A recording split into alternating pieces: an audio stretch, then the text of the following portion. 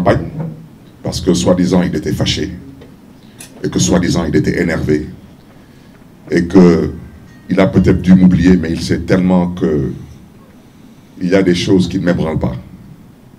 Parce que ce petit mec soit fâché ou énervé, mais je m'en tamponne royalement.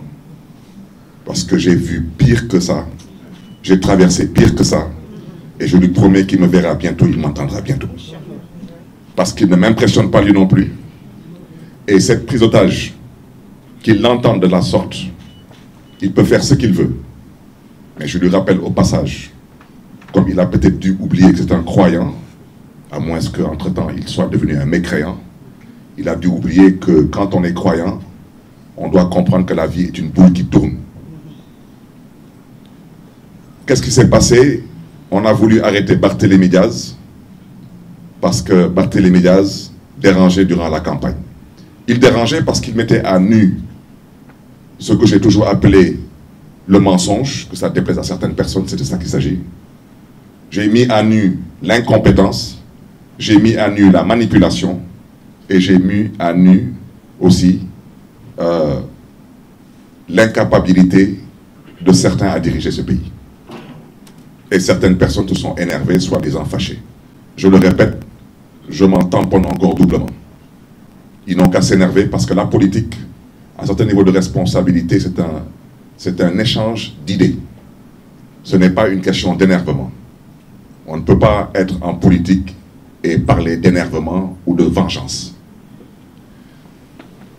Cette personne n'ayant pas d'autre moyen à décider, et vous êtes tous témoins, que je ne devais pas battre campagne, au point où même certaines personnes ont considéré qu'elles devaient venir me rendre visite à mon domicile pour me menacer.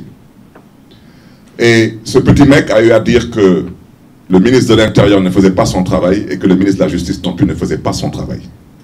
Et ce même petit mec a décidé que quand il donne des instructions, elles doivent être exécutées, y compris si ce sont des ordres qui sont totalement illégaux. Parce que c'est la conception de l'État que ce petit mec a, de l'État. Parce que quand on part jusqu'à dire que le ministre de la Justice n'est pas une autorité judiciaire, c'est une autorité politique, c'est une gravité extrême.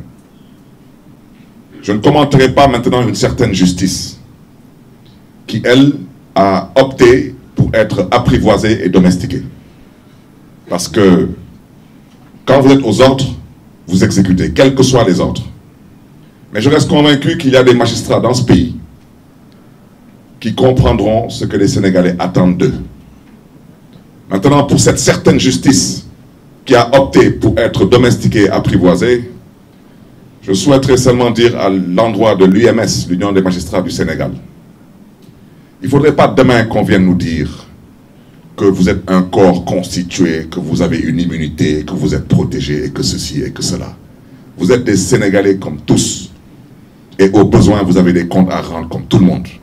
Je me limiterai à ça.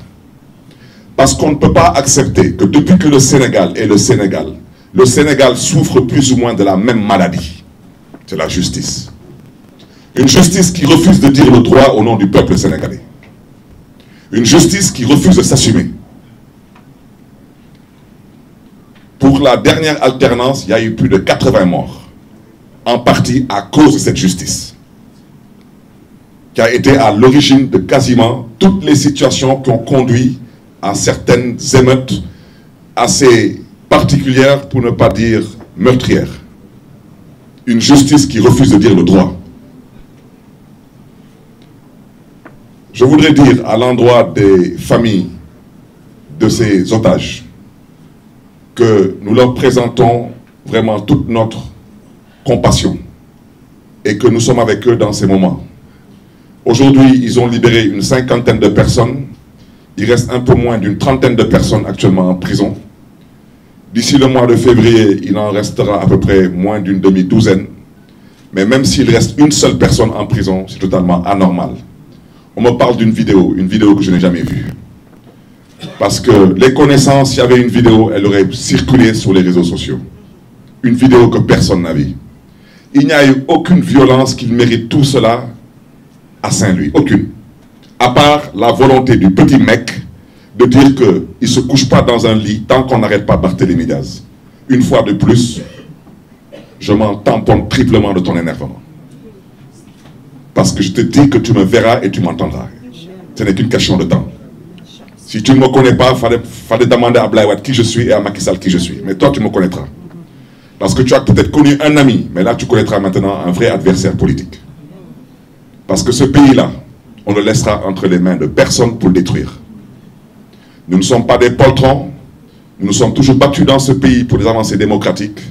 Et ce qu'on a envie de faire dans ce pays aujourd'hui, nous ne l'accepterons pas. Je terminerai par le troisième point, c'est le braquage de la ville de Dakar. Tout ce que j'ai à dire concernant le braquage, je pense que quelqu'un qui s'amuse à braquer une banque, même s'il arrive à s'échapper, 20 ans après, si on l'attrape, je pense qu'il doit savoir où est-ce qu'il part. Je peux me tromper, mais je pense que